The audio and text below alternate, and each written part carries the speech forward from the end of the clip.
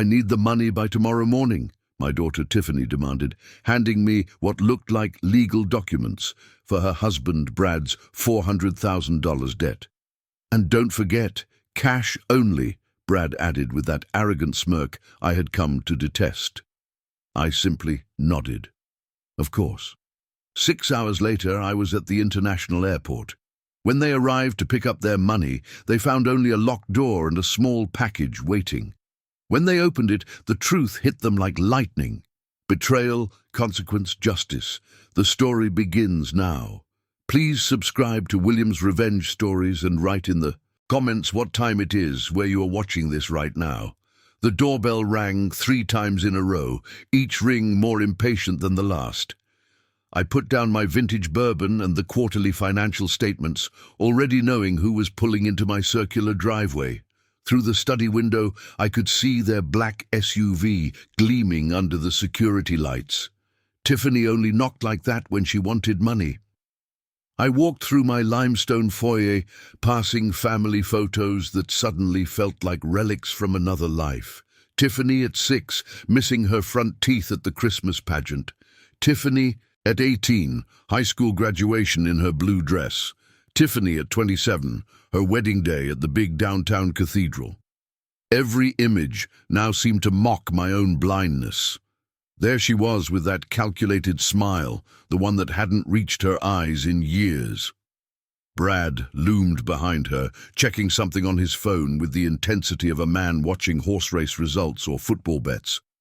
Neither looked particularly happy to be visiting the estate. Dad. Tiffany hugged me, lingering a moment too long. The hug felt rehearsed, as if she were making an emotional deposit for a later withdrawal. Brad walked right past me without even a greeting, his expensive cowboy boots clicking against the stone floor as he headed straight for my leather armchair. My armchair. I followed him into the living room, noticing how Tiffany nervously adjusted her designer bag, the $4,000 one I had bought her last Christmas. Brad had already spread documents over my hardwood coffee table as if he were leading a board meeting. Tiffany sat on the edge of the sofa, her fingers finding the pearl necklace I'd given her for her 30th birthday. She always touched it when she was about to ask for something. "Can I get you two anything? Water, scotch, iced tea?" I suggested, though hospitality was the furthest thing from my mind. "Let's cut to the chase, William," Brad said without looking up from his papers. "We have a situation, not even the courtesy of Mr. Miller." I gripped my glass of bourbon tighter and counted backward from 10, an anger management technique that wasn't working much anymore. Tiffany's voice went high-pitched. "Another sign. Dad, you know we wouldn't come to you unless it was absolutely necessary. You always said family comes first, and we are. Family. What happened to the investment property?" I kept my tone neutral, though my jaw had started its familiar clenching. Brad finally looked up. His expression suggested I had asked about the Great Depression, market corrections, a temporary setback. But we aren't here for that. Tiffany's wedding ring, her grandmother's ring, spun nervously on her finger. It was her tell when she was lying.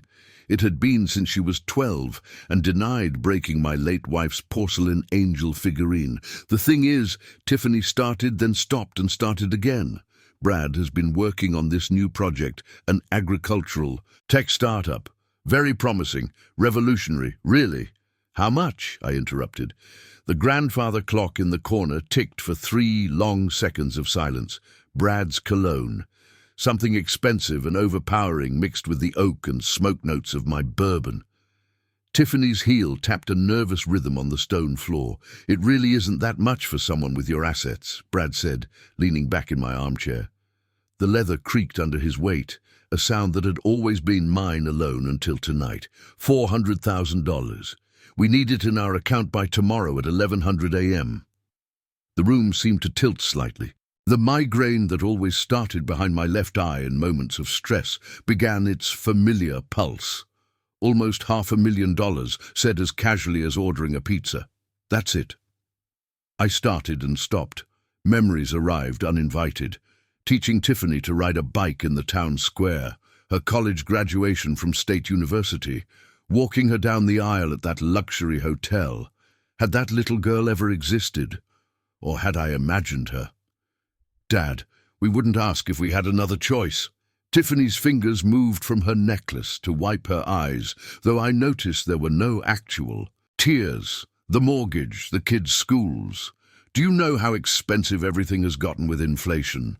Yes, I knew I paid those tuition fees directly, $15,000 per kid per semester at that private academy. The mortgage on their house in the gated community, the one where I had covered the down payment of $200,000, had been a one-time help 3 years ago. Brad stood up, walked to my bar without invitation, and poured himself 3 fingers of my 30-year-old scotch. We aren't dealing with bank people, William. These are serious people from Vegas. I would hate for this to affect your reputation at the country club or your Ford dealerships.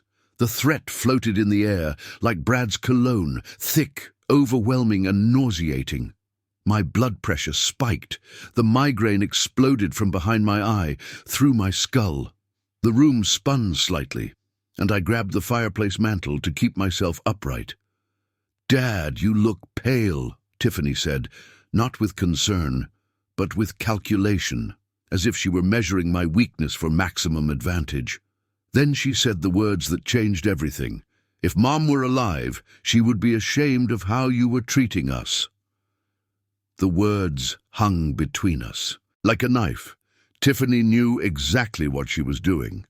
Linda and I had divorced 8 years ago, but Tiffany still used her memory as a weapon when it suited her. It didn't matter that Linda was living happily in Florida with her new husband, a retired doctor. It didn't matter that she had warned me about Tiffany's manipulation during our Sunday calls. In Tiffany's version of history, Linda was a saint who would have opened her checkbook without asking questions. "Your mother," I said slowly, "would have told you to get jobs." Brad let out a short laugh from my bar, still holding my scotch as if he had earned it. "Jobs. I am an entrepreneur, William. I generate jobs. 3 failed companies in 4 years. A cryptocurrency disaster I had warned him about last Christmas. The consulting firm that never consulted anyone. The organic produce distributor that only lasted 6 months. I had funded them all, every single one, watching money disappear into Brad's delusions of grandeur. You missed little recital last month." Tiffany changed tactics, her voice shaking with manufactured pain. "And Marion's dance festival, but you have time for your quarterly reports. Those quarterly reports kept her children in private school, kept her SUV fueled, kept her address in the gated community respectable." But I didn't say that. Instead, I watched Tiffany's mascara run in 2 perfect streams. She had clearly practiced this performance. Let me understand this. I let go of the fireplace mantle, straightening up despite the migraine. "You need $400,000 by tomorrow at 1100 a.m. For what exactly?" Tiffany and Brad exchanged a look. The kind married couples perfect after years of coordinated deceit. Brad put down my scotch and returned to the coffee table, shuffling papers with the unconscious rhythm of someone used to handling cards or chips. "Real estate opportunity," he said. "It is time sensitive. We cannot miss this window. You just said you lost money on real estate." That was different. Brad's knuckles turned white as he gripped one of the documents. "This is crypto. This is a sure thing." The slip was small but significant. Crypto, not real estate. The same mistake that cost them $200,000 8 months ago. My left hand started to shake. A new symptom in my 65th year. I shoved it in my pocket. Tiffany's phone buzzed. She looked at it, typed quickly, then put it face down. "Dad, we have supported you through so much. When you and Mom divorced, who stood by your side? When the economy crashed in 2020, who helped keep the dealerships running? You were in Cancun that entire summer?" I reminded her, bragging about it daily on Instagram. "That isn't fair." I started listing, my voice steady despite the rising anger. The wedding, $600,000. The house down payment, $200,000. Brad's first company, $150,000. The second one, $100,000. The third. That is ancient history, Brad interrupted, standing up, trying to use his height as an advantage. We are talking about our future. The future of your grandchildren. The grandchildren whose tuition I paid directly to the school. Tiffany stood up too, grabbing her phone. The rehearsed childhood photo. The one of us at Six Flags when she was 7 suddenly appeared on the coffee table. She had brought it as a prop. These are not just debts, William. Brad stepped closer, close enough for me to see the small scar above his left eyebrow. They are obligations to serious people with serious consequences by tomorrow at 1100 a.m. Or things get complicated for everyone. Your reputation, the dealerships, that nice country club membership. You are threatening me in my own house. My voice dropped to barely a whisper. We are being honest about reality, Tiffany said, but her voice faltered. She had never seen me this angry, this controlled. Dad, please. We need this. Tomorrow at 1100 a.m. That is non-negotiable. The room felt stifling despite the central air conditioning. My migraine throbbed with every heartbeat. Brad's cologne seemed to thicken the air. Tiffany's calculated tears had smeared her makeup into something almost theatrical. I looked at both of them. My daughter, who had become a stranger, and her husband, who had never pretended to be anything other than a parasite. The grandfather clock chimed 9 times. Outside, the gated community continued its quiet nightly routines, oblivious to the family destruction happening in my living room. Fine.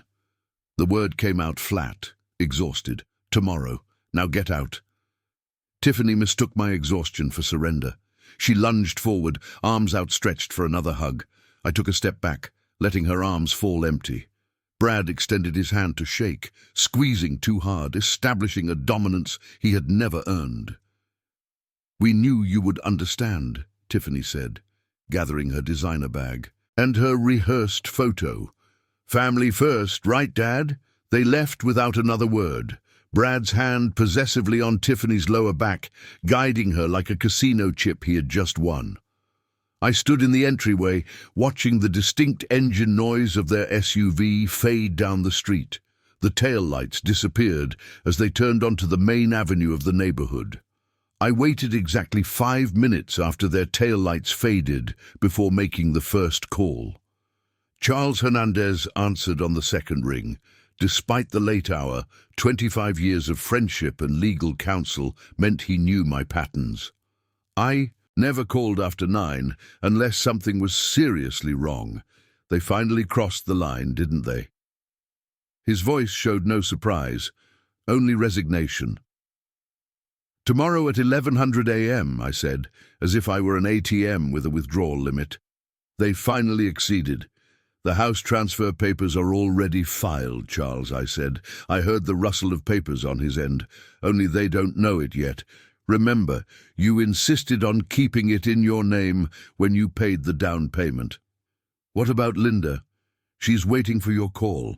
She says, it was about time you stopped enabling them. I hung up and immediately went to my home office. The migraine had transformed from explosive pain to cold clarity. My laptop opened to a confirmation email from 3 weeks ago. The Bahamas, April 5th to May 15th. Your reservation is confirmed. The retirement planning trip would now serve a different purpose.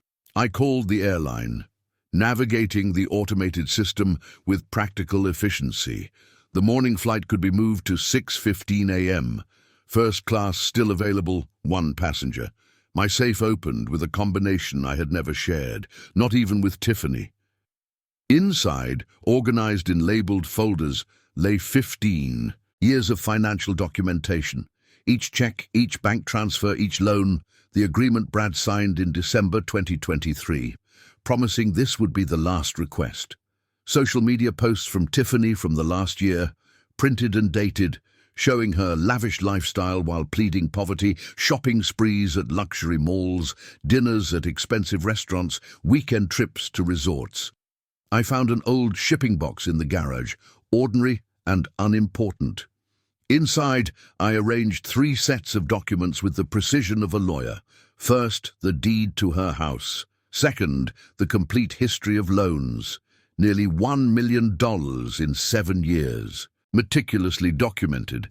Third, the legal notices Charles had prepared months ago, hoping we would never need them. At the bottom, I placed a USB drive containing the security footage from tonight. The cameras I had installed after a burglary 2 years ago had captured everything. Tiffany's rehearsed tears, Brad's threats, their coordinated manipulation. On top, I put a single note. You wanted this by tomorrow. Here is what you are actually going to get. Packing took me 30 minutes. 2 suitcases efficiently filled with tropical weather clothes, essential documents, medications. My dealership manager, Alex, received a brief email. Family emergency. You are in charge. Details to follow. I stood in the hallway, looking at the family portrait we had taken 4 years ago at the park by the lake. Tiffany's smile seemed genuine. Then, or maybe I just wanted to believe it was, I took the heavy frame off the wall, turned it around, and hung it back up. The blank canvas seemed more honest somehow. In my room, I took off my college class ring, the one Tiffany used to play with as a child, pretending she would wear it one day. It went into the box with everything else. The migraine had disappeared completely, replaced by something closer to anticipation. My phone showed 3 texts from Tiffany. I deleted them without reading. Brad had called twice, probably to reinforce the deadline for tomorrow. The voicemails could wait forever. I made one more call, this time to Linda in Florida. She answered immediately, as if she had been waiting by the phone. William Charles called me. Are you really going to do it? I should have done this years ago. She is our daughter. Linda's voice carried sadness, not judgment. But she is not the daughter we raised. Is she? No, she isn't. We were silent for a moment. The place in the Bahamas. Will you be safe there? It is a vacation. A long one. Alex can handle the dealerships. The lawyers can handle everything else. You know she will try to find you. Let her try. By the time she discovers what is really in that box, I will be drinking coffee on the beach, deciding if I will ever come back. We said goodbye without sentimentality. Linda understood what Tiffany had become, perhaps before I did. Mothers always know. At 11:30 p.m. I was in my dark kitchen drinking water and studying the refrigerator covered with my grandchildren's drawings. Stick figures labeled Grandpa and me fishing. A crayon drawing of my dealership with Grandpa's job scribbled below. I carefully took down the fishing drawing, folded it, and put it in my wallet. The children were not responsible for their parents' decisions. I put the box on the porch table where they would be sure to see it. The doorbell camera would capture their reaction when they opened it at 11:30 a.m., expecting a check and finding instead the complete dismantling of their illusions. The alarm was set for 4:30 a.m., 6 hours until my new life began, 6 and 1 2 hours until theirs fell apart. The alarm cut through the darkness exactly at 4:30 a.m. No snooze button, no hesitation. I had trained myself during 30 years of morning dealership meetings to wake up instantly. Today, that discipline served a different purpose. The coffee maker clicked on, already programmed the night before. A dark roast, the kind Tiffany always complained was too strong when she still visited for breakfast. The ceramic mug warmed my hands, an anniversary gift from her 10 years ago when she still remembered those dates. Through the kitchen window, the city skyline was starting its slow awakening. Office buildings lighting up floor by floor while most of the city still slept. I moved through my house with deliberate precision, documenting every room like a detective at a crime scene. The master bedroom still had the portrait of Linda's father. Tiffany had always wanted it. She simply never asked nicely enough to receive it. Her childhood room, converted into an office long ago, still displayed her high school trophies. national debate champion, academic excellence, the daughter I had raised versus the stranger, who demanded money 12 hours ago. The pool area looked serene in the dawn light. I had taught Tiffany to swim there, her fearless 4-year-old splash. Last July, Brad had gotten drunk at our 4th of July celebration. He fell in fully clothed and then blamed me for the pool's location. Even then, I had given him the check for his ruined designer watch. The car purred to life in the garage. I chose the sedan over the sports car. Brad had too many memories in that car, too many assumptions about inheritance. The streets of the exclusive subdivision were empty except for the garbage trucks starting their Saturday routes. I drove past Tiffany's subdivision, all the houses dark, peaceful. They were sleeping, probably dreaming of ways to spend my money. The radio played classic rock. A familiar band filled the cabin. At the intersection of the main avenues, I considered calling Linda, but decided against it. Charles would handle that conversation better than I could. The highway stretched ahead, almost empty.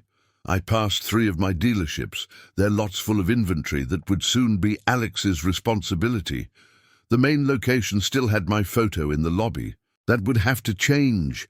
Near downtown, I noticed Brad's favorite casino, where his gambling connections congregated, where this whole mess had really started. Construction on the main avenue forced a detour onto another street. The city where I had built my business for 3 decades looked different in the dawn darkness, like a set prepared for a play I would no longer be acting in. Charles's office occupied the 38th floor of the city tower. At 5:30 a.m., the building was mostly empty, except for security and the obsessively ambitious. Charles was waiting in the conference room with Martina, his paralegal, documents spread on the table with military precision, a box of donuts in the center.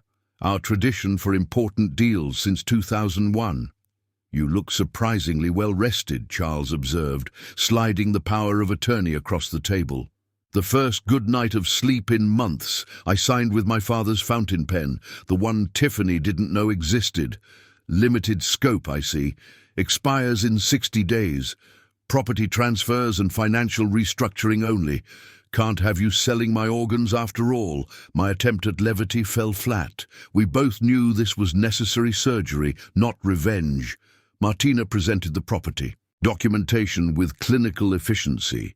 The interesting part, William, is the timing. The transfer was executed yesterday at 4:00 p.m. That was 3 hours before they arrived at your house. 3 hours before. Tiffany's house has been legally yours since she signed those papers in 2021. She never read the second page. The irony was perfect. While Tiffany drove to my house to demand money, she had already lost her biggest asset. The house she constantly bragged about on Instagram. The symbol of her success had never been hers. The financial blockade executed at midnight. Joint accounts frozen. Credit cards in. Your name suspended. The kids' tuition remains on autopay until December. We are not punishing them. Charles pulled out another folder thicker than the rest. The nuclear option. As we discussed, inside are transcripts of Tiffany's texts to her friends calling me a walking ATM and too pathetic to say no. The promissory note Brad signed in 2023, swearing this was the last time. The USB drive with the security footage from last night. Their entire performance captured in high definition. The prenuptial agreement Brad signed, Charles continued, includes a gambling addiction clause. Page 47, subsection 3. He doesn't know. His lawyer was too hungover to read that far. He arrived at the signing smelling like tequila at 2 p.m. Martina looked uncomfortable. "Mr. Miller, this is remarkably thorough." 5 years of preparation, I replied. I just kept hoping I would never need it. Charles pulled out a shipping box identical to the one on my porch. "Are you sure? If she doesn't find yours, this goes to her office on Monday along with this." He revealed photos. Brad at the casino last week. The timestamp clear. The losses visible on his face. Does Linda know she has? Known for months. She helped document everything. She is just as tired of enabling Tiffany as you are. The property in the Bahamas purchased through the offshore entity, completely shielded. Even if Tiffany gets ambitious with lawyers, she cannot touch it. I signed the last document, my hand shaking slightly over the dissolution of Tiffany's trust fund. 20 years of planning for her future dissolved with a single signature. Charles noticed the tremor. Scotch. He pointed to his desk drawer. Another tradition. No, I need a clear head for the flight. At 6,000 a.m., I stood up and shook Charles's. And his grip conveyed understanding, sympathy, and determination. The elevator descended alone, each floor marking the distance from my previous life. The valet already had my sedan running. I handed him a $100 bill in an envelope. Alex Martinez will pick this up on Monday. The young man nodded, confused but professional. I drove toward the airport as the sun broke the horizon, painting the city's skyline in gold. My phone buzzed. Tiffany calling earlier than expected. The last time I would hear that ringtone without choosing to answer. The highway stretched toward the airport as dawn painted the hills. In copper and gold, the familiar route felt different this morning. Each landmark was a goodbye. The coffee shop was setting up at the intersection where I usually stop for breakfast. Not today. A news spot on the radio discussed the expansion plans of a local businessman. My own dealership group, ironically, though they would not be mine for much longer. Tiffany called 3 times in a row, then Brad once. Each ring felt like a countdown. 10 years ago, that sound would have made me answer immediately, worried that something had happened to the grandkids. Now, I recognized it for what it was, the sound of entitlement demanding its due, mental inventory as I merged onto the freeway. Alex had run Saturday operations for 5 years. He would manage fine. The property management company had their instructions and 6 months prepaid. The grandkids' tuition would continue until December. They shouldn't suffer for their parents' decisions.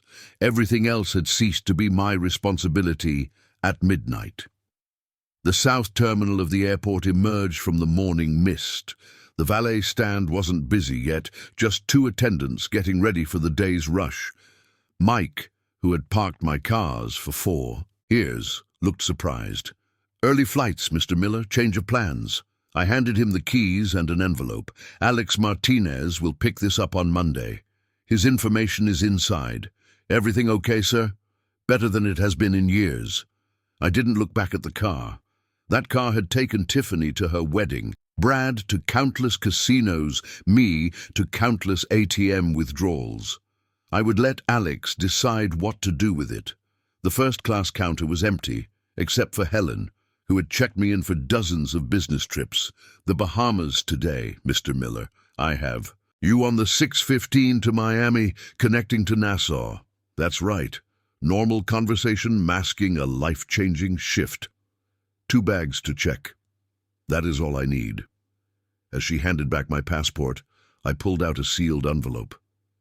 "I need a favor, Helen. Someone will come to pick this up later today. Tiffany Morales. She will be agitated." Helen's professionalism never wavered. Special instructions. Just verify her ID. There is a key inside for a storage unit. She will understand or she won't. Either way, the storage unit contained 20 years of her childhood belongings. I had kept things she never bothered to pick up. I would let her decide if the memories were worth more than the money. The expedited security line moved with Saturday morning efficiency.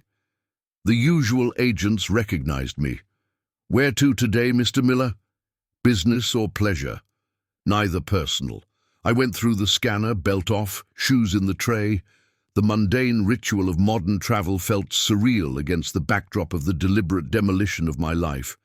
I collected my belongings, each item returning to its designated pocket except my phone, which remained off. The airport coffee shop at Gate 14 and muscle memory guided me to the counter. The barista, Diego, according to his name tag, smiled with morning enthusiasm. The usual medium Americano, no room. "Make it a large today. Special occasion." You could say that.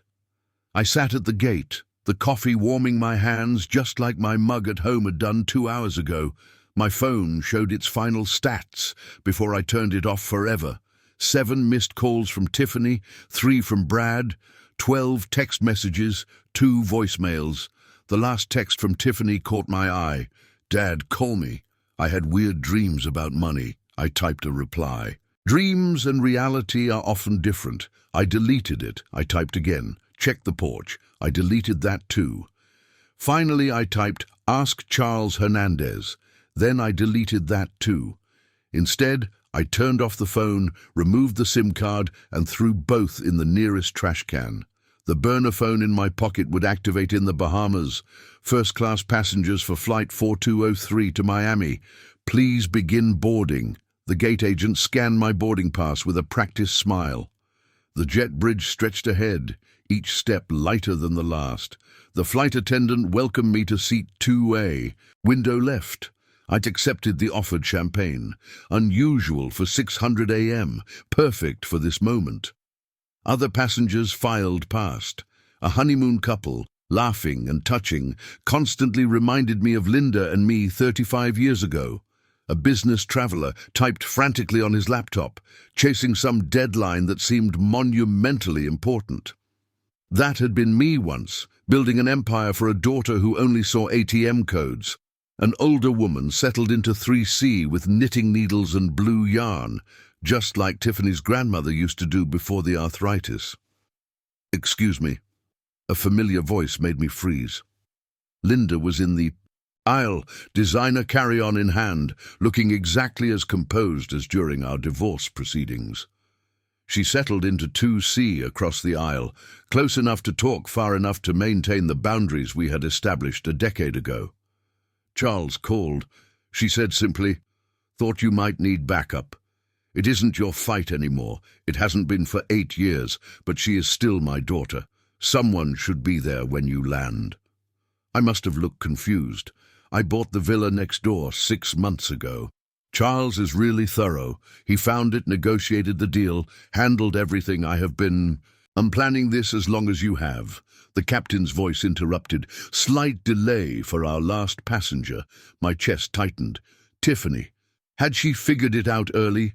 Brad? The door opened, but it was just a rushed businessman apologizing as he squeezed toward economy. "Did you tell her?" I asked Linda. "Tell her what? That her father finally stopped enabling her? That her husband is a parasite? That she became exactly what we swore she never would be?" "No, William. She is going to find out for herself today." Indeed, the door closed with pneumatic finality. 7:05 a.m. Push back. 7:15 a.m., engines roaring to life, the acceleration pressing me back into leather that didn't smell like Brad's cologne or Tiffany's perfume. The city shrank below. The hills and lakes I had called home for 30 years became abstract geometry. Somewhere down there, Tiffany's alarm was going off. In 4 hours, she would arrive at my empty house. In 5 hours, she would find the box. In 6 hours, my previous life would be completely dismantled. The flight attendant appeared with breakfast menus. "Business or pleasure?" she asked with a smile. I considered the question. "Neither. It is justice," Linda laughed. The first genuine laugh I had heard from her in years. "That is the William I married. Welcome back." The coastline disappeared under the clouds, exactly at 1100 a.m. When Tiffany was expecting almost $500,000, I was having lunch over the Gulf of Mexico. Linda read beside me, both finally free of the daughter we had loved and lost.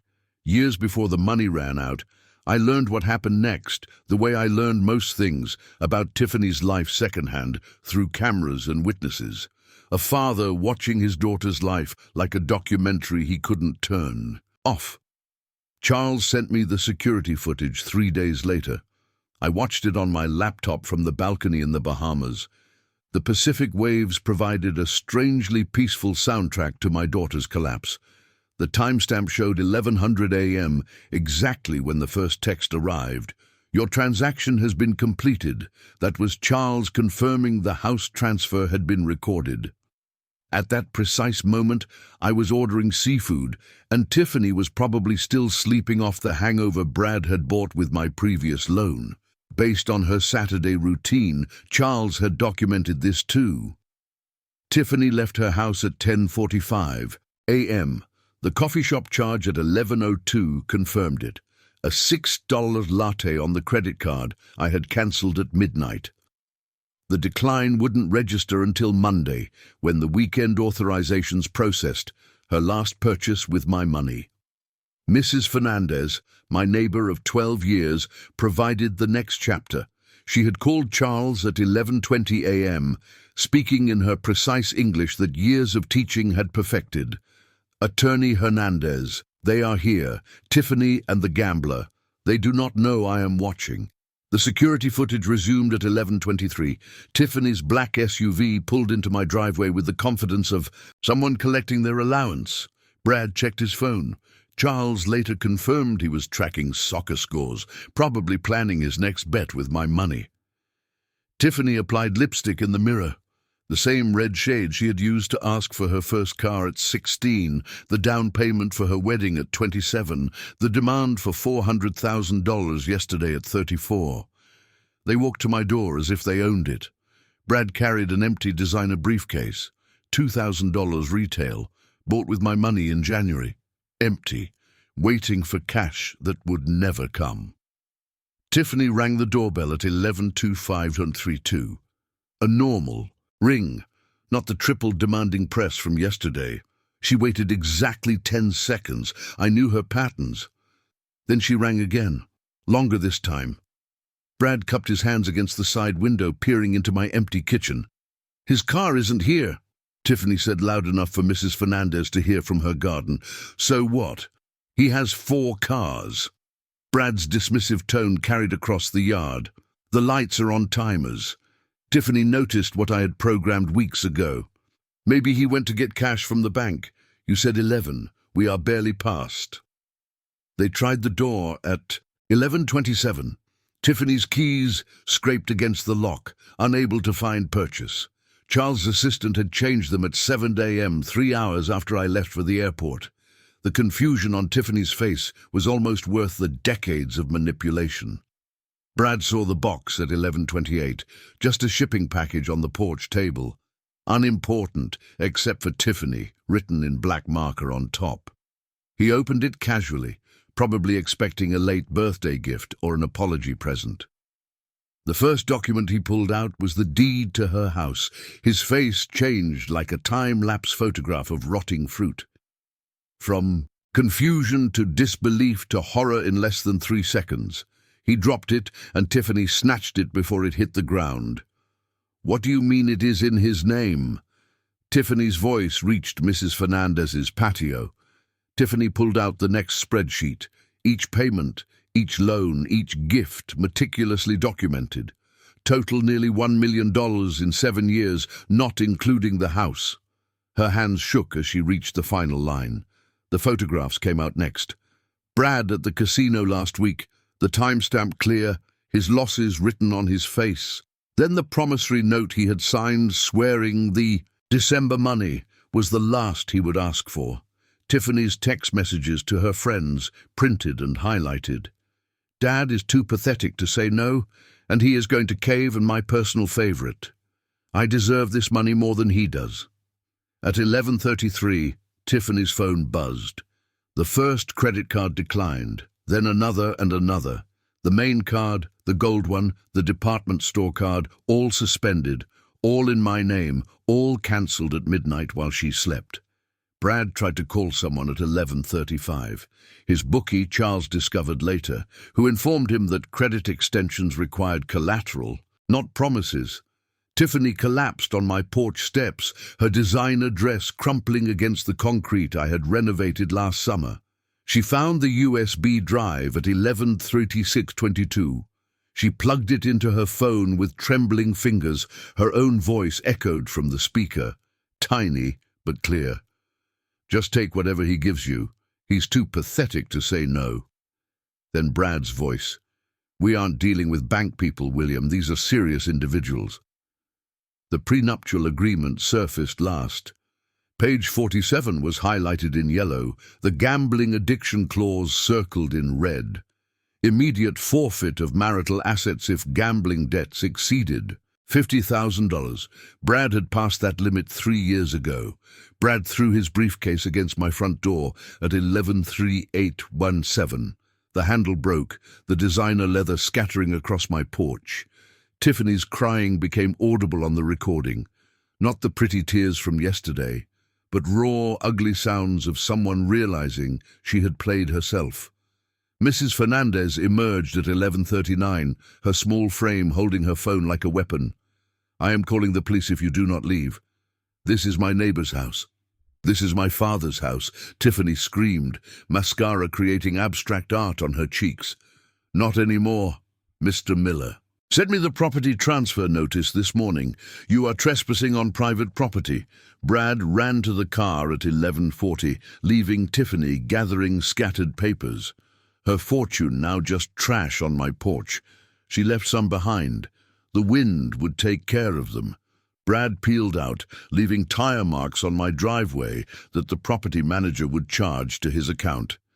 At 11:41, exactly when Tiffany discovered her inheritance had evaporated.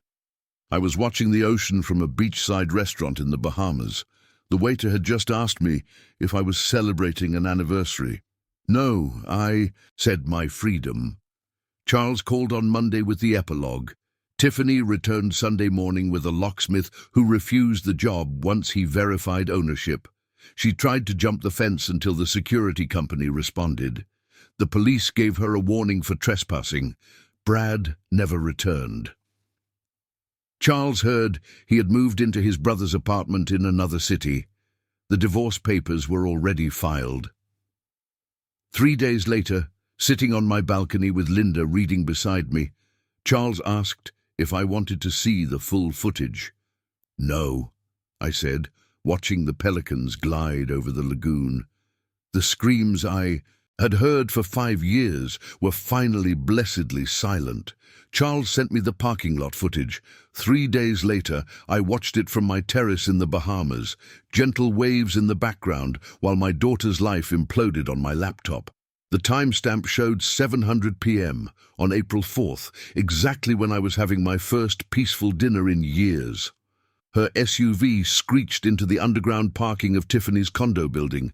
Even without audio, Brad's body language screamed rage. He slammed the door so hard the car alarm triggered, its lights flashing like a distress signal. No one would answer. Tiffany chased him to the elevator, clutching those documents like evidence in a murder trial, which in a way they were evidence of the murder of her illusions. The building's elevator audio, which Charles's assistant somehow obtained, captured their conversation with devastating clarity, Tiffany's voice shrill with betrayal. "You said it was commercial real estate investment." Brad's denial came fast, desperate. The casino was just to relieve stress, relieve stress, relieve stress. The sound of papers hitting flesh, then the pleasant ding of the elevator, the doors closing on Tiffany's raw sobbing. By 7:30 p.m., Tiffany had started a live stream on social media that would become legendary among the social circles of the city. Charles's assistant grabbed screenshots of everything before Tiffany deleted it minutes later. There she was, mascara creating abstract art on her cheeks, wine glass shaking in her manicured hand.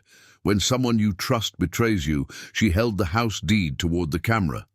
Brad visible in the background, throwing clothes into a suitcase. When your whole life is built on lies, the wine glass flew across the room, smashing against her wedding photo. End stream. 47 people watched Tiffany Morales, the social butterfly of the exclusive subdivision, self-destruct in real time. 3 were employees from my dealerships who immediately forwarded the recording to Charles. Brad's mother called my office on Monday morning, her voicemail preserved in Charles's meticulous records. "Mr. Miller, Brad has been missing since Saturday night. Tiffany says you kidnapped him." A heavy pause with maternal desperation. "I know it sounds crazy, but do you know where my son is?" I didn't know, but I knew where he had been. Brad had spent those hours calling everyone he had ever known with money. Friends from the country club, college buddies, even his ex-girlfriend's father. Each conversation shorter than the last, each rejection adding weight to his desperation. His mother heard him say, his voice broken, "It isn't just about money anymore. These people don't play." Between 8:30 and 1000 p.m., Tiffany dove deep into internet legal advice. Her search history, visible because she had used my online shopping account to access the Wi-Fi, read like a map of denial. Can a father take back a gifted house? How to break power of attorney? Statute of limitations, financial gifts, emergency bankruptcy lawyers. Can casino debts affect wife? Cheap divorce lawyer, no retainer. The last search hurt more than expected. Not because she wanted to divorce Brad, that was years overdue, but because she immediately went looking for someone else to fund him. Isabel, Tiffany's best friend from college, called Linda around 1000 p.m. Tiffany had finally played the entire USB drive, not just yesterday's recording. 5 years of family gatherings, birthday parties and Christmas dinners, all secretly recorded. Tiffany's voice calling me a walking ATM on her 30th birthday, Brad joking about bleeding the old man dry at Christmas dinner, Tiffany coaching Brad on manipulation tactics before our anniversary dinner, the family toast where they had mockingly thanked good old Dad, the family bank. She played it 3 times, as Isabel told Linda, as if she couldn't believe it was real. The cascade of credit cards began exactly at 10:17 p.m., each decline notification pinging in Charles's monitoring system. Main card declined, gold card suspended, store card invalid, even her coffee shop card deactivated. A food delivery driver filed a complaint the next day. Tiffany had ordered $200 in sushi, planning to pay cash. There was no cash in the house. The driver threatened a small claims lawsuit while Brad was already at a pawn shop with her jewelry. Tiffany's posts on social media between 1100 p.m. and midnight became the city's gossip legend. Each one deleted in minutes, but the screenshots spread like fire. Betrayed by blood. When your father chooses money over family. Does anyone know labor lawyers selling designer bags, serious offers only? The comment she didn't expect arrived immediately. Her cousin not furious, just sitting watching the dark windows as if they might suddenly light up with forgiveness. She stayed there for an hour, Mrs. Fernandez reported. When she finally left at 1000 a.m., she looked different, as if she had aged. 10 years and 10 hours.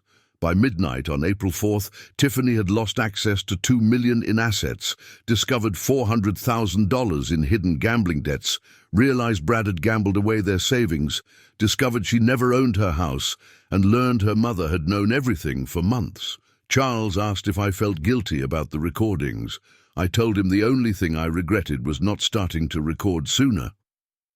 On Sunday morning, April 5th, Tiffany stood at the entrance of my office building for 2 hours. Security footage showed her pressing the intercom every few minutes. Like a child, repeatedly pressing the elevator button, hoping persistence would change reality. She called employees from the company directory she had stolen years ago. Alex blocked her after the 3rd call. Others simply didn't answer. By noon, she had moved to the international airport, the same terminal where I had dropped her off for college visits, where I had welcomed her back from her honeymoon. Now she was there like a detective, desperately searching for clues of my escape. Airport security wouldn't provide passenger information. The airline required a court order. When she pleaded family emergency, they checked their system. The passenger, specifically, requested no contact, the agent informed her. Charles had the airport security video. Tiffany's face crumbling at those words. Her transport receipts that afternoon, the last trips before the account was cut off, mapped a path of desperation across the city, the country club. Membership revoked, entry denied. The restaurant where we had celebrated every major deal. We haven't seen Mr. Miller lately, even my barber shop on Main Street. Although it was closed on Sundays, she stood outside, peering through the windows, as if strands of my hair could reveal my location. Monday, April 6th, became Tiffany's legal. Education Day, 4 law firms, 4 identical consultations. The expression of each lawyer shifting from interest to sympathy as they reviewed the documents. This is ironclad. The first one said, "You will need a retainer of $10,000. The second said, "Do you have access to funds?" The third asked. The fourth just shook his head.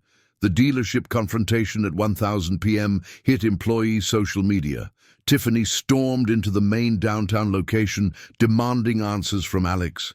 Alex Martinez, 6'3", ex-military, remained perfectly calm while she screamed about kidnapping, elder abuse and theft. When she threw her coffee against the glass door, customers started recording. The brown stain would remain there for 3 days. Alex left it there on principle. Brad's mother's voicemail at 5000 p.m. conveyed a mother's worst fears. "Mr. Miller, Brad has been missing since Saturday night. Tiffany says you kidnapped him. I know it is crazy, but do you know where my son is?" On Tuesday, April 7th, the real creditors arrived. Not bank representatives in discount suits, but 2 men in Italian leather who knocked politely and spoke quietly. They left a business card with only a phone number. No threats, no violence, just the weight of unspoken consequences. Tiffany called Brad 47 times. His phone had been off since Saturday. Her social media stories that afternoon, captured by her college friends, documented the pawnshop tour. Designer bags valued at $25,000 sold for $7,000. Jewelry valued at $40,000 sold for $12,000. 3 of Brad's abandoned watches, valued at $30,000, sold for $10,000. She was still missing $390,000 of what they needed that night. Linda took Tiffany's call. She recorded it with legal permission, knowing that eventually I would need to hear it. "Mom, did you know?" Tiffany's voice sounded younger, almost childlike about Brad's. "Gambling for 6 months. Why didn't you tell me? Would you have listened?" Silence. "Then I need money. I needed it too. During the divorce, you told me I should be independent." The call ended with Tiffany's sobs cut off by Linda's disconnection. On Wednesday, April 8th, Tiffany entered Charles's office wearing the same designer dress from her posts at the resort last week. The irony was not lost on Charles, who noted it in his report. The same conference room where I had signed the papers, the same chair where she had spread her lies. Charles showed her everything, with clinical precision. The power of attorney that predated her emergency, the trail of the house deed, her signature from 2021, never having read past page 2, gift tax returns proving every dollar was a gift, not a loan. Brad's promissory note, his signature bold and undeniable. "He is my father." Tiffany's desperation cracked her voice.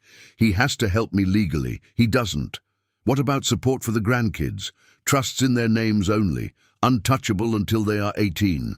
This is elder abuse. He is 65. He is of sound mind. He left voluntarily." Charles accidentally left Brad's credit report, visible on his tablet. Tiffany's eyes widened as she absorbed the full catastrophe.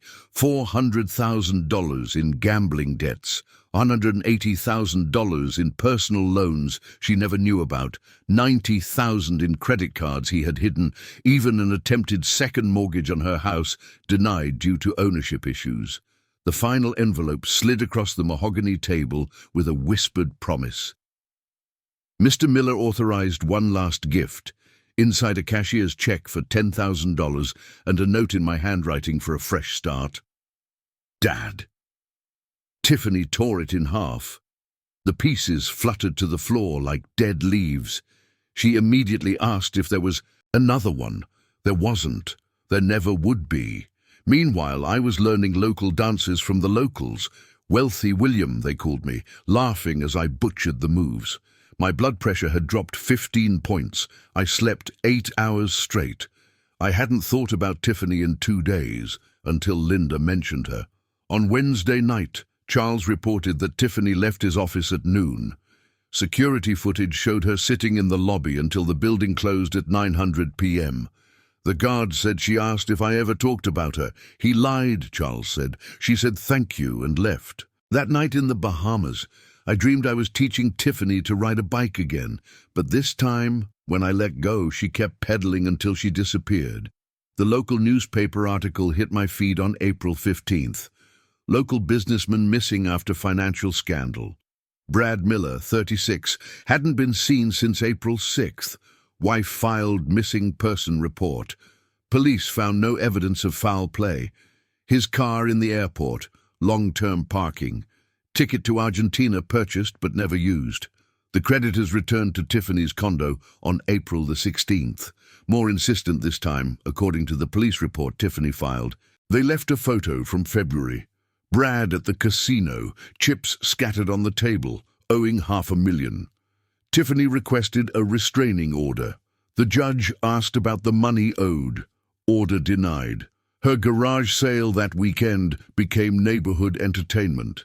The social media group post forwarded by Charles's investigator painted a portrait of decline. Moving sale, everything must go.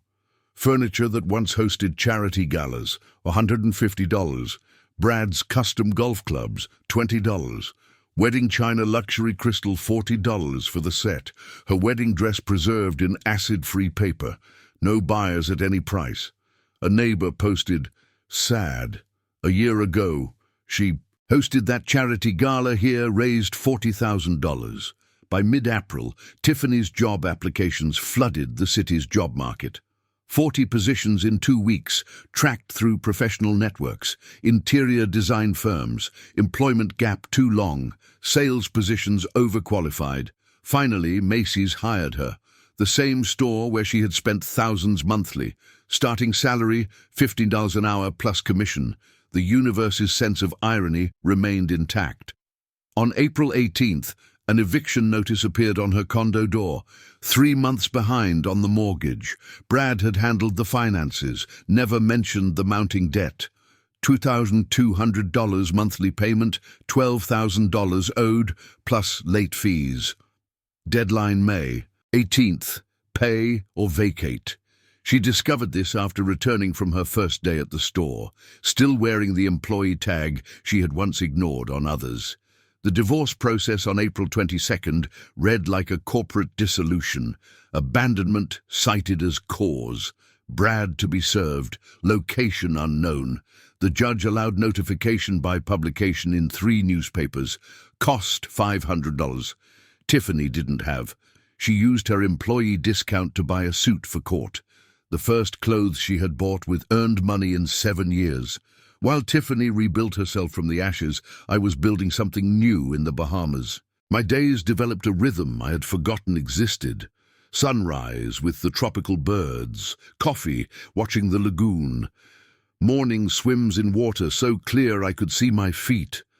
Lunch at Philip's hut, where no one knew about dealerships or daughters. The local kids called me Professor William. I taught them English idioms in exchange for coastal phrases. Their parents invited me to dinners where no one mentioned money, investments, or opportunities. Real conversations about fishing, weather, and island legends. No one asked for anything except to pass the salt. Linda got into snorkeling, discovering colorful fish that made us both laugh. We hadn't laughed together since Tiffany turned 16 and started seeing us as resources instead of parents. It wasn't romantic between us. That died long ago. But it was peaceful, like survivors of the same shipwreck sharing a lifeboat. My transformation shocked the doctor in the Bahamas. Blood pressure 30 points lower, 20 lost without trying. Off 2 medications.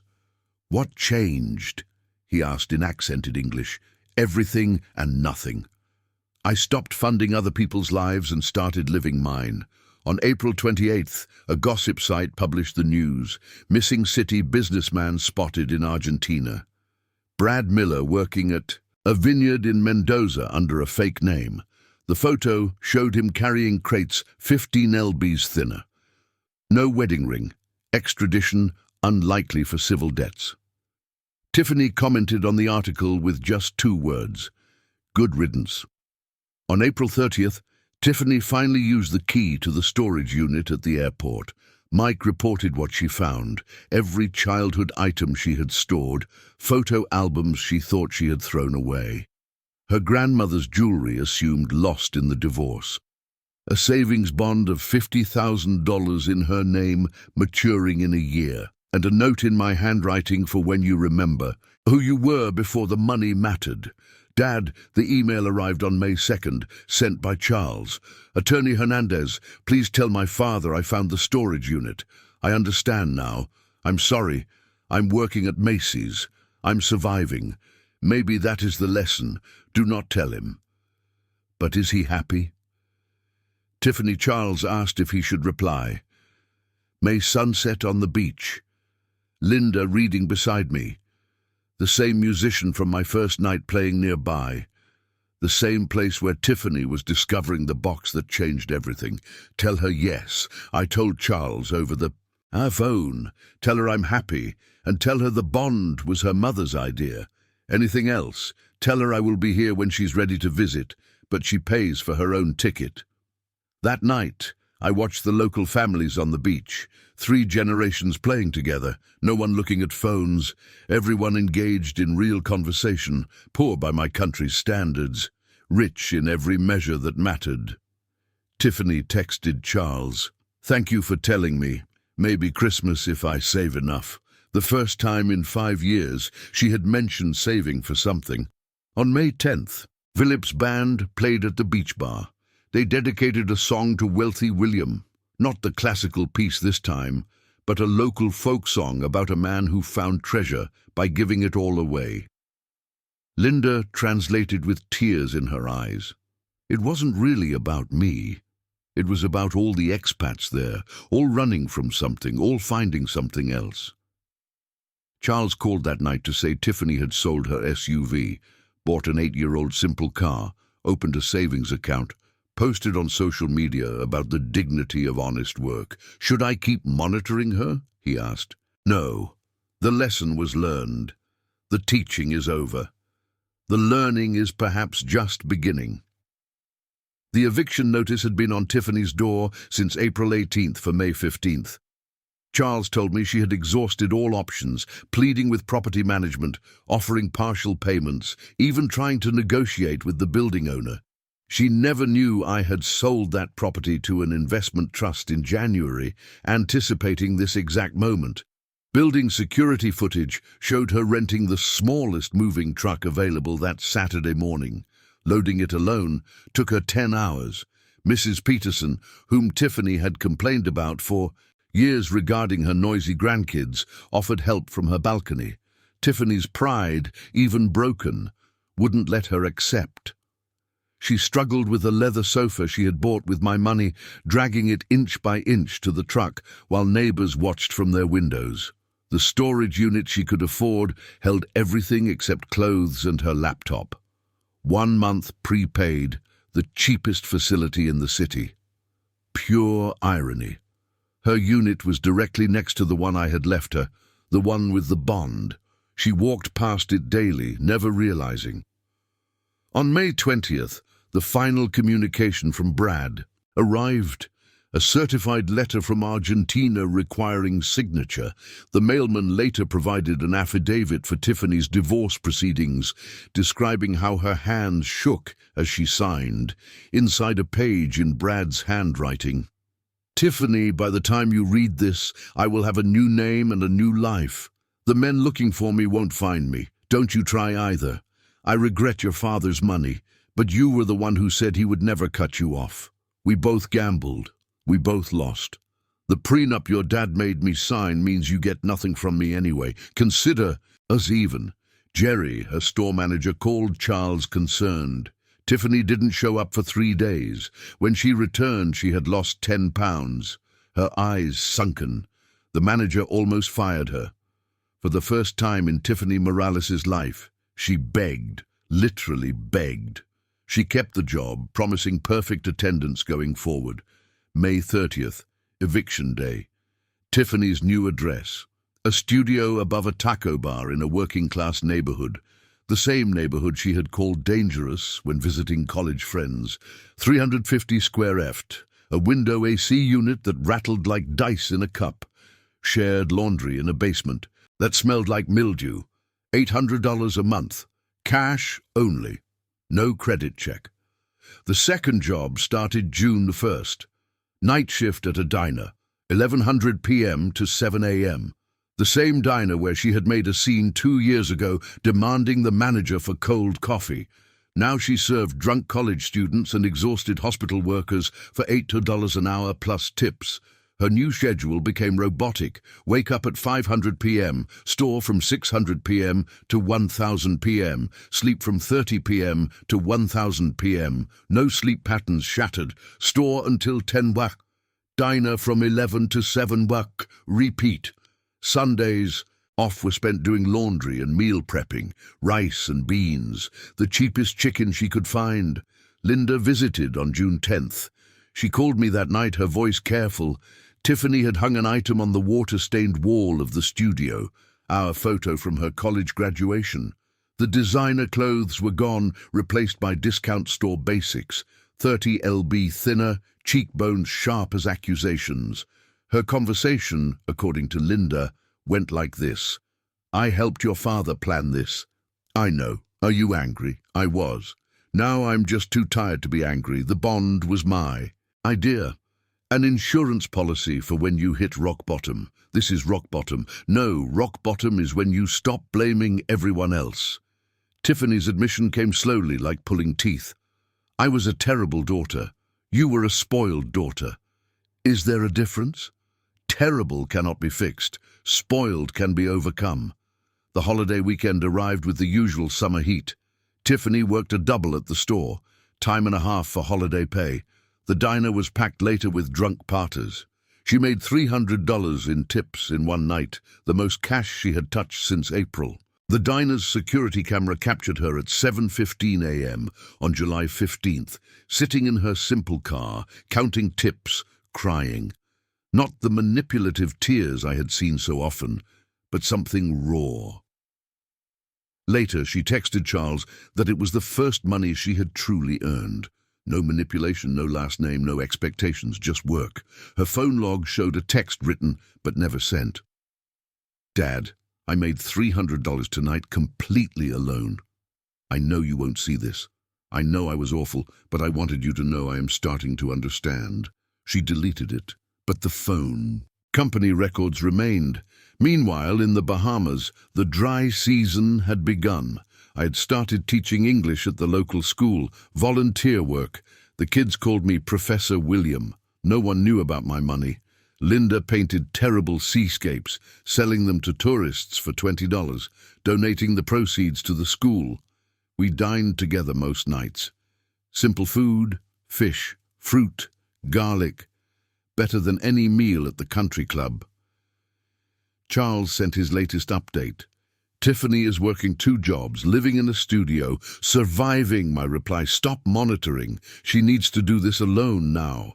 July 20th, midnight. Tiffany started. Another shift at the diner. The holiday crowd filtering out. She tied her apron, grabbed her order pad, approached a table of drunk business school students, the type Brad would have associated with, "Welcome, what can I get you?" A loud voice recognized her with shock. Tiffany Morales from the country club. She didn't flinch. "That is me now. What can I get you?" Charles told me later. That was the moment. Serving coffee to people she knew from her previous life, that Tiffany stopped being my daughter and started becoming herself. August had brought the full summer heat, and Tiffany had found her rhythm. Department store customers started asking for her specifically. She had become genuinely helpful instead of critical. The night shift nurses at the diner tipped her extra because she remembered their coffee preferences without asking. No sugar for Helen, extra cream for Julia, decaf for Mary, who was pregnant. Her co-worker at the store told Charles that Tiffany had dropped from a size 12 to a size 6. Not from diet, from work. walking miles daily on the store floors, carrying heavy trays all night, eating only what she could afford. Her cheekbones could cut glass, but her eyes had gained something they never had before: awareness. Sundays followed a strict routine. Laundry at 600 a.m. when the machines were empty, grocery shopping at local markets where produce cost half the price of the expensive stores. Meal prepping in her tiny kitchen with the one working burner, then, unexpectedly, the library. She had started checking out books on financial literacy, taking notes in a notebook like a college student. September 10th, Tuesday. Tiffany checked her mail in the apartment building lobby. Usually she received credit card offers for people with good credit she no longer had. This time, a cream-colored envelope with no return address, postmarked from the Bahamas. She sat on the lobby steps. She couldn't wait to get to her apartment. 3 pages of my careful handwriting, the same handwriting that had signed birthday cards and checks for 34 years. Tiffany, I am writing this on a beach. A little girl here reminds me of you at 8. Fearless, curious, demanding the world bend to her will. The difference is, she is also grateful. I do not blame you for becoming who you became. I created you. Every time you cried, I wrote a check. Every time you demanded, I complied. I thought I was loving you. In reality, I was training you. Your mother says you are working 2 jobs now. Good work teaches what inheritance never can. That money represents time, effort, sacrifice. Every dollar you earn has a weight my gifts never had. I'm not coming back as the man I was. That man was a checkbook with a heartbeat. But I might come back to meet the woman you are becoming. The storage key you found was your mother's insistence. She said you would need something to hold on to. The bond matures in April 2026. By then you will have learned to live without it. But love without respect is just pity. Earn my respect, Tiffany. More importantly, earn your own. P.S. Your grandmother would be proud of you working at the diner. She was a waitress when she met Grandpa. You never knew that. I was too ashamed to tell you. Now I am ashamed. I was ashamed. Tiffany carried that letter in her apron pocket the next week. Her co-worker at the diner said she read it on breaks, crying in the bathroom. Not tears of anger, but something deeper. She started asking her co-workers about their families, their struggles, really listening to the answers. She called Linda about the grandmother revelation. Why did no one tell me about Grandma? You never asked about anyone's struggles, only their successes. What else don't I know? Everything that matters. The transformation showed in her performance review at the store. Tiffany has become our lead associate. Customers trust her. She relates to people saving for special purchases. She understands sacrifice now. They promoted her to department lead, $18 an hour. The first promotion she had earned, instead of being given. October 20th. Tiffany replied after 5 drafts. Linda shared excerpts with me. Dad, I'm writing this at 3,000 a.m. between jobs. My feet hurt. My back hurts. I have never been happier. Not champagne and shopping happy. Happy that I earned this sandwich. Happy that customers ask for me by name. Happy that I paid my own rent. I was so angry when you left. How dare you abandon me? Now I understand you didn't abandon me. You freed me from myself, from what we had both let me become. Brad is gone, good riddance. He was my mirror, reflecting my worst qualities. We were parasites feeding on each other's entitlement. When the host disappeared, we had nothing. I don't want your money anymore. Is that pride? I will need the bond to eventually get a better apartment. But I wanted as seed money for the life I am building, not a rescue from the life I am living. Come back when you are ready, not to save me, just to see me, the real me, the one buried under designer labels and demands. P.S. I kept one thing from my previous life, the photo of us at my graduation. You look so proud. I want to earn that look again.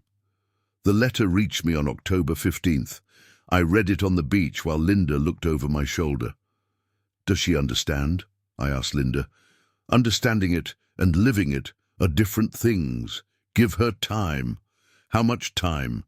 How long did it take you to really change? I am still changing. October 20th, 1100 p.m. Tiffany starting her shift. A regular customer. A usual tonight. He said something different. You look lighter, dear. Somehow unburdened. Tiffany smiled. A real smile. I am learning to carry my own weight instead of expecting others to carry it for me. He left a $20 tip on an $8 tab. The note said, "For your education fund, a fellow traveler. I decided that night to return in December, not to rescue her, not to test her, just to witness who she was becoming when no one was paying her way." I landed at the city airport on December 15th, 2025, the same gate I had departed from in April. 8 months felt like 8 years. Linda stayed in the Bahamas. "This is your journey to finish," she had said. The rental car was a modest sedan, not the luxury vehicle William Miller would have demanded. I drove past my thriving dealerships without me. Fine. I drove past Tiffany's old condo building where a new family occupied her old balcony. Their happiness unburdened by debt. I checked into a simple hotel, not the luxury one. Part of my new life. Comfort without excess. I called Charles. "I am here. Does she know?" "No. I want to see her natural life, not a performance." "Department store. She's there until 600 p.m. At 400 p.m. I was at Macy's watching from across the floor. Tiffany was kneeling next to an older woman, helping her adjust the fit of a shoe. Patient, kind. The Tiffany I knew would have delegated that task to another associate. She had changed physically, thin but strong, moving with purpose instead of entitlement. Her uniform was simple but neat, hair in a ponytail. No more weekly salon visits. Her face without makeup was beautiful in a way I had never seen. Honest. At 5:30 p.m., I approached like any customer. "Excuse me, I am looking for comfortable walking shoes." She turned, froze. Her mouth opened. No words came out. Then quietly, "Dad." "Hello, Tiffany." Neither of us moved. 8 months of change suspended between us. Then she laughed. Not bitter or hysterical, just laughed. "You are shopping at the department store. You haven't bought your own clothes in 20 years. Things change. Yes, they change." She couldn't leave the floor, so I stayed as a customer. We spoke cautiously while she showed me shoes. "You look different," I said. "I am different. Poverty is an effective diet plan. It isn't poverty. It is reality. The same thing when you are used to fantasy." She rang up the shoes, applying her employee discount without being asked. Pride and small gestures. I get off at 600. Then the diner at 1100. "Can we have dinner between shifts?" "I can't afford to eat out. I cook." "Where do you live?" She hesitated, then gave her address. "It isn't what you're used to. Neither am I." 6:30 p.m. I climbed the stairs to her studio. She had changed from her uniform to worn jeans and a t-shirt, both clean but clearly second-hand.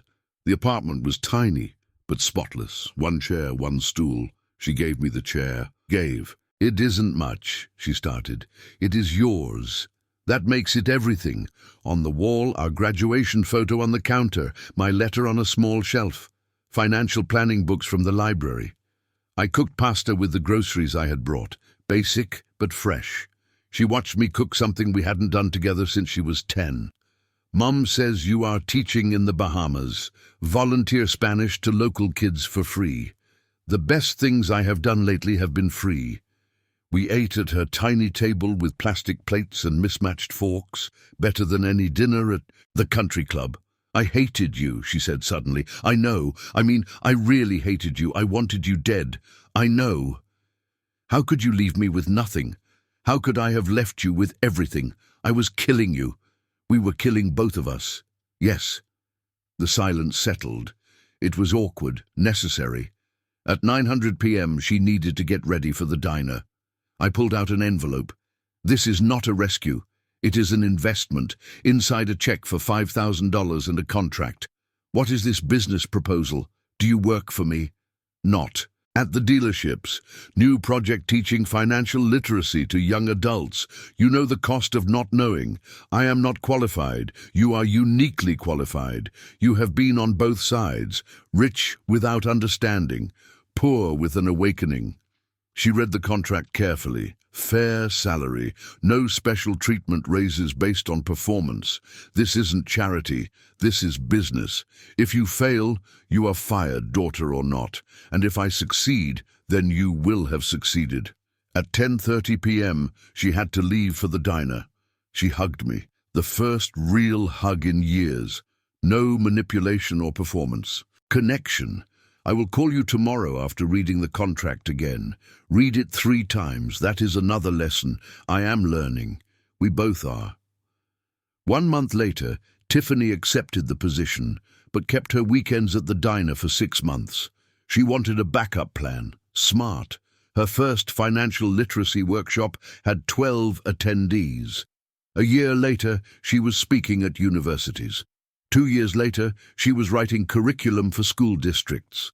She never touched the bond when it matured, instead using it as a down payment for a house. The cash she used came from her own savings. Brad never returned. Rumor had it he married a wealthy widow in a wine town, the cycle repeating itself. Not our problem anymore. At Christmas dinner 2026, Tiffany hosted in her new small apartment. Linda brought side dishes. I brought wine. We sat around her actual dining table. Tiffany raised her water glass. She was working that night. To family, to lessons learned, Linda added. To starting over, I finished. To wealth earned, not inherited. We clinked glasses, appropriate and cheap, perfect imperfection. The fortune I had spent my life building was nothing compared to the wealth in that small room. A daughter's respect earned, not inherited, and the knowledge that sometimes the best gift you can give someone is the chance to save themselves. But our story didn't end that Christmas of 2026. Like all true transformations, this one continued to evolve, surprising us all with its depth. Tiffany's financial education program grew beyond our most ambitious expectations. By 2027, she had expanded from weekend workshops to a full curriculum. Universities began inviting her not just as a guest lecturer, but as an adjunct professor. Her first book, From Privilege to Purpose, A Guide to Real Financial Literacy, was published in 2028. The dedication made me cry. To my father, who taught me that love sometimes means letting go, and to my mother, who taught me it is never too late to start over. The book became a bestseller, not from expensive marketing, but from word of mouth. Readers connected with Tiffany's honesty about her mistakes. She didn't romanticize her fall or dramatize her recovery. She simply told the truth about what it costs to not understand money and what it costs to learn it. By 2029, Tiffany had established the Miller Foundation for Financial Education. Ironically, my money finally went to a good cause, funding free education for low-income families. But this time, Tiffany managed every dollar with the precision of someone who had learned its value through sweat. The grandkids, Louis and Marion, now teenagers, spent summers with us in the Bahamas. Not at a luxury resort, but in the simple house Linda and I had bought together. The kids learned Spanish from the locals. They fished from humble piers and never knew their grandfather had once been wealthy until they were old enough to ask questions. "Grandpa," Louis asked at 16, "why does Mum always check prices twice at the supermarket if you have car dealerships?" Tiffany and I exchanged a look across the dinner table. The moment had come. We told them the whole story that night. Not the softened version for kids, but the full truth about loss, work, and finding dignity and earning your own way. Marion, always the most practical, asked, "So are we poor or rich?" "We are rich in the ways that matter," Tiffany answered, and smart enough not to forget it. The kids handled the story better than expected. In fact, they felt proud of their mother. Louis started his first job at 17, not because he needed the money, but because he wanted to understand what his mother had learned. Marion started a blog about finance for teens that became surprisingly popular. Charles visited me in the Bahamas in 2030. He had handled our family legally for so many years. He felt more like a brother than a lawyer. "Any regrets?" he asked one night, sitting on the pier watching the sunset. "Only that I didn't do it sooner," I replied without hesitation. "Tiffany is considering entering politics. He told me financial education at a national level. She asked me to ask you what you thought. What did you tell her?" "That her father taught her that true power comes from understanding the value of things, not from inheriting the ability to buy them." By 2031, Tiffany indeed entered politics, not as someone's privileged wife, but as a recognized expert in financial education. Her campaign for state Congress was funded mainly by small donations from people who had taken her classes. Her platform was simple: mandatory financial education in all public schools, stronger consumer protection against predatory loans, and transparency in college costs. She won by a wide margin. Linda and I attended her swearing-in. After the ceremony, Tiffany found me at the reception. "There is something I need to tell you," she said softly. "The bond I never used. The $50,000 that matured and I saved for my house down payment." "What about it?" "I donated it all to the foundation. Every dollar, I wanted you to know." "Why?" "Because I finally understood the difference between being rich and being enriched. The money I earned enriched me. The money you gave me just made me rich, and rich without understanding is just another word for empty."